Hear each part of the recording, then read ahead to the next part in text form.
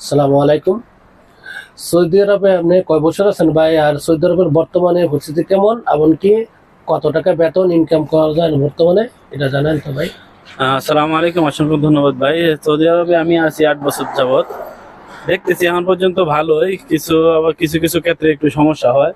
যে যার যে সাইড, সেই সাইডে তারা সমস্যা হয়। আমরা যারা কাজ করি হালকা পাতলা বাইরে ছোটা কাজ করি, আমাদের জন্য আলহামদুলিল্লাহ এখন পর্যন্ত ভালো আছে।